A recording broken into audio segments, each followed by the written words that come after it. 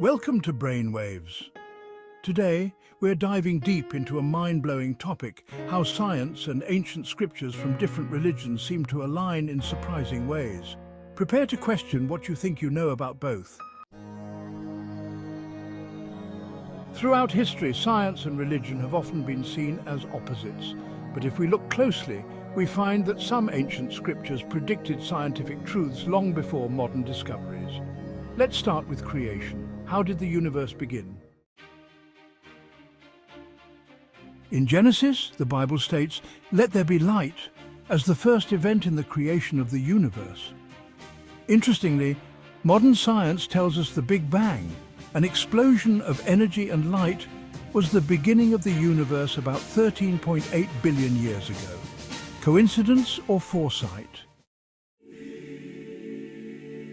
Moving to Hinduism.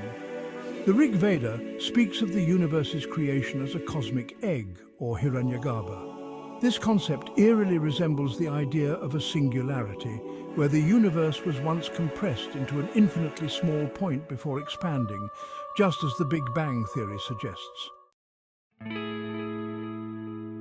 Let's talk about time. Einstein's theory of relativity introduced us to the idea that time is not constant. It bends, stretches and changes with speed and gravity. But did you know that ancient Hindu texts describe kalpas, immense periods of time that resemble the cycles of cosmic creation and destruction? The Quran also holds intriguing hints about the nature of time. In one verse it says, "One day in the sight of your Lord is like 1,000 years of what you count." This correlates with Einstein's notion that time isn't the same everywhere in the universe. Now let's discuss the Earth's shape. Centuries ago, scriptures already hinted at the spherical shape of the Earth. In the Bible, Isaiah 40:22 speaks of the circle of the Earth. The Quran in Surah An-Nazi'at describes the Earth as dahaha, meaning egg-shaped or rounded.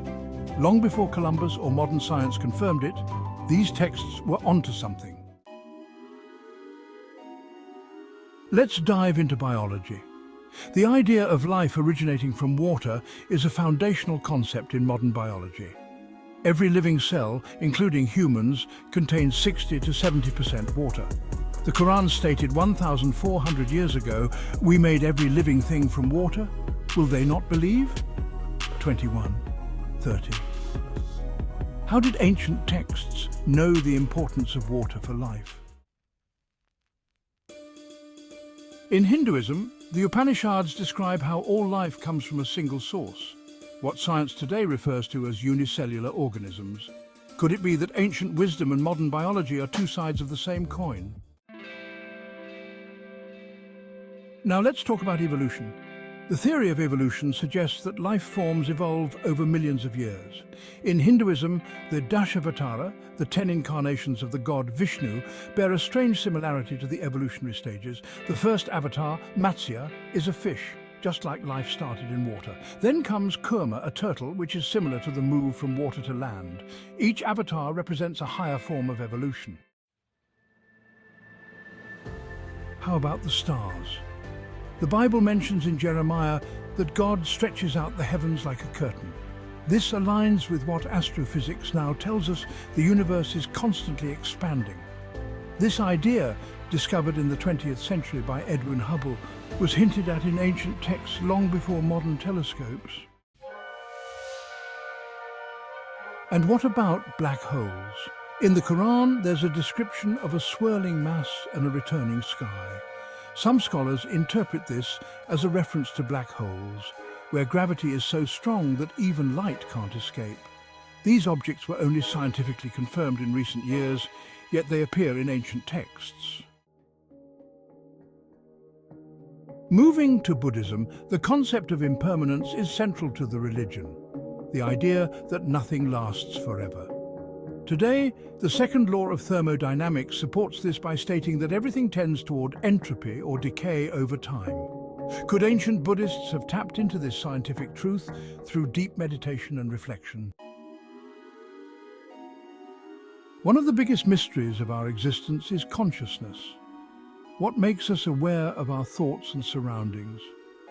Modern science still struggles to understand consciousness fully, but ancient scriptures have long debated its nature. In Hinduism, consciousness, or Atman, is considered the true essence of a person, separate from the body and mind. In Buddhism, the mind is seen as a tool to reach enlightenment, detached from material reality. The Taoist philosophy speaks of the unity of the universe, of the yin and yang, where opposites coexist in balance. This is remarkably similar to modern physics' understanding of matter and antimatter, which exist in balance and cancel each other out when they meet.